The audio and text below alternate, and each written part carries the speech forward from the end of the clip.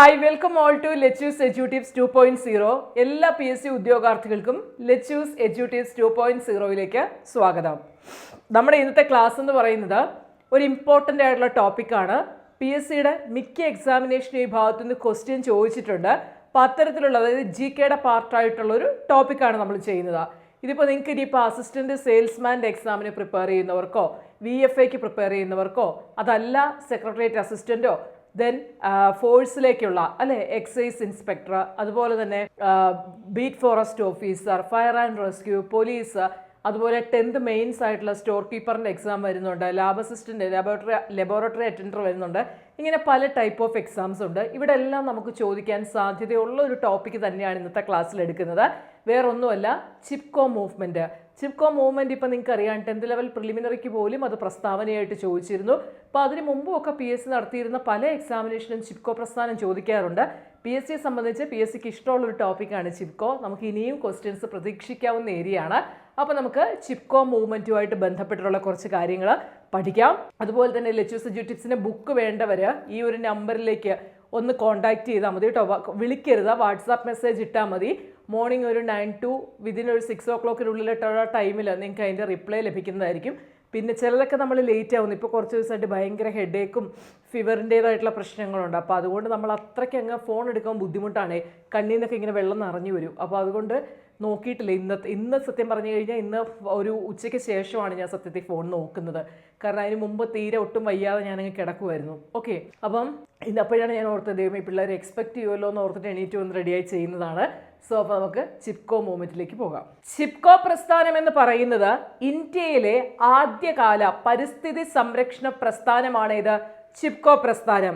ചിപ്കോ എന്ന് പറയുന്ന വാക്കിൻ്റെ അർത്ഥം തന്നെ ചേർന്ന് നിൽക്കൂ അല്ലെങ്കിൽ ഒട്ടി നിൽക്കൂ എന്നൊക്കെയാണ് ചിപ്കോ എന്ന വാക്കിൻ്റെ അർത്ഥം. അപ്പോൾ നമ്മുടെ ഇന്ത്യയിലെ തന്നെ ആദ്യകാല ഒരു പരിസ്ഥിതി, ഞാൻ പറയുന്ന ഓരോ സെൻറ്റൻസും പ്രസ്താവനയ്ക്ക് കിട്ടുന്നതാണ് കേട്ടോ, ശ്രദ്ധിച്ച് കേൾക്കണം.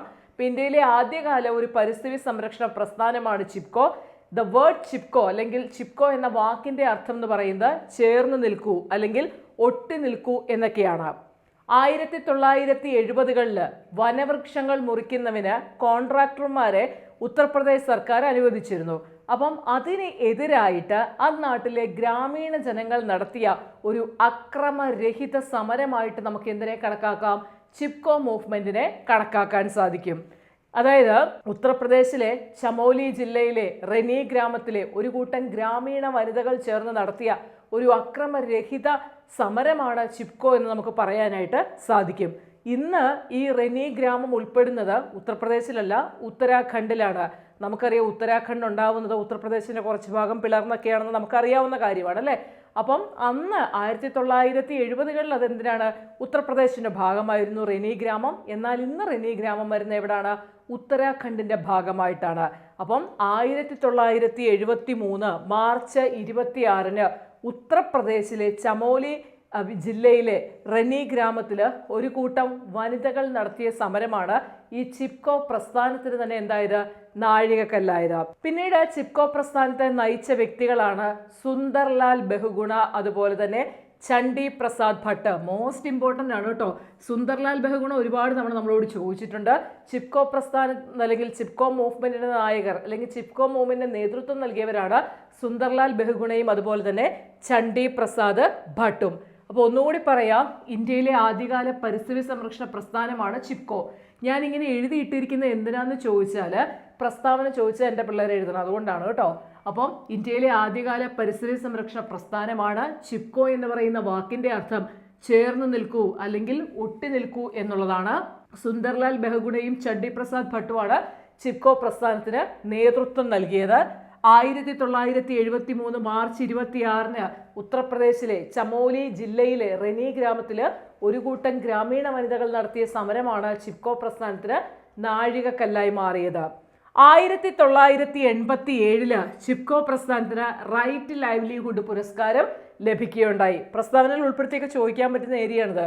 അപ്പോൾ 1987 റൈറ്റ് ലൈവ്ലിഹുഡ് പുരസ്കാരം എന്തിനു ലഭിച്ചു?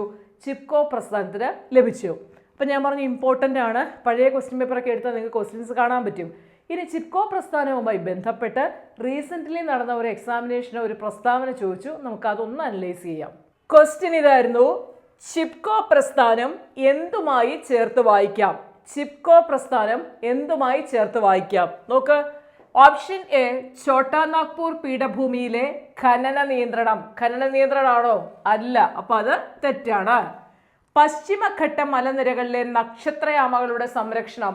നമ്മൾ നക്ഷത്രയാമകളുടെ കാര്യം പറഞ്ഞോ? ഇല്ല, അതും തെറ്റാണ് അല്ലേ. യമുന നദിയിലെ രാസമലിനീകരണം തടയൽ. നമ്മളിവിടെ രാസമലിനീകരണത്തിന്റെ കാര്യവും പഠിച്ചവര് പറഞ്ഞിട്ടില്ല. നെക്സ്റ്റ്, ഹിമാലയ പർവ്വത പ്രദേശങ്ങളിലെ സ്തൂപിക വനസമ്പത്ത് നശീകരണം തടയുന്നത്. അപ്പൊ തന്നിരിക്കുന്നതിൽ ഓപ്ഷൻ ഡി ആണെന്ത്? ചിപ്കോ പ്രസ്ഥാനവുമായി നമുക്ക് ചേർത്ത് വായിക്കാവുന്നത്. ചിപ്കോ പ്രസ്ഥാനവുമായിട്ട് സാധാരണ നമ്മൾ കണ്ടിട്ടുള്ളത്, ചിപ്കോ പ്രസ്ഥാനം അല്ലെങ്കിൽ ചിപ്കോ സമരം നടന്ന റെനി ഗ്രാമം എവിടെയാണെന്ന് ചോദിച്ചു കണ്ടിട്ടുണ്ട്. ചിപ്കോ പ്രസ്ഥാനത്തിന്റെ നായകരാരാണെന്നൊക്കെ ചോദിച്ചു കണ്ടിട്ടുണ്ട്. അതുപോലെ ഇന്ത്യയിലെ ആദ്യകാല പരിസ്ഥിതി സംരക്ഷണ പ്രസ്ഥാനത്തിന് താഴെ തന്നിരിക്കുന്നതിൽ ഏത് എന്നുള്ള രീതിയിലൊക്കെ ക്വസ്റ്റ്യൻ കണ്ടിട്ടുണ്ട്. സോ ഇനിയും പരീക്ഷകൾക്ക് നമുക്ക് ക്വസ്റ്റ്യൻ പ്രതീക്ഷിക്കാവുന്ന ഏരിയയാണ്. അതുകൊണ്ട് ഇത് പഠിച്ചെടുക്കണം കേട്ടോ. അപ്പോൾ ചിലർ ചോദിക്കും ഇന്ന എക്സാമിന് പറ്റുമോ എന്നൊക്കെ ചോദിക്കും. നിങ്ങൾ PSCക്ക് പഠിക്കുവാണോ? നിങ്ങളിതൊക്കെ അറിയേണ്ട കാര്യങ്ങളാണ്. PSCക്ക് ഏത് പരീക്ഷയും ആവട്ടെ അറിയേണ്ട കാര്യമാണ് യൂട്യൂബിൽ ഞാൻ എടുത്തു തരുന്നത്. അപ്പോൾ അതുകൊണ്ട് ഇതൊക്കെ നിങ്ങളുടെ നോട്ട്ബുക്കിലേക്ക് ചേർത്ത് വെച്ച് പഠിക്കുക. നോട്ട് എഴുതുന്ന ശീലം ഉള്ളവരോടാട്ടോ പറയുന്നത്. ആദ്യം തൊട്ടേ ഞാൻ പറഞ്ഞിരുന്നു, ലെറ്റ്യൂസ് എഡ്യൂട്ടിപ്സിന് വേണ്ടി ഒരു നോട്ട്ബുക്ക് മാറ്റി വെക്കണം. എൻ്റെ ആപ്പിൽ ക്ലാസ് എടുക്കുന്ന കുട്ടികളോടും ഞാൻ പറയാറുണ്ട്, പിള്ളേരെ നിങ്ങൾ യൂട്യൂബിൽ നമ്മുടെ ക്ലാസ്സിന് ഒരു ബുക്ക് മാറ്റി വെക്കണത്. അപ്പോൾ ഇതങ്ങനെയുള്ള ബുക്കിലേക്ക് എഴുതി പഠിക്കാനായിട്ട് ശ്രമിക്കുക. ഓക്കെ, അപ്പോൾ നമുക്കിനി അടുത്ത ക്ലാസ്സിൽ കാണാം. അതുവരെ ബൈ ബൈ.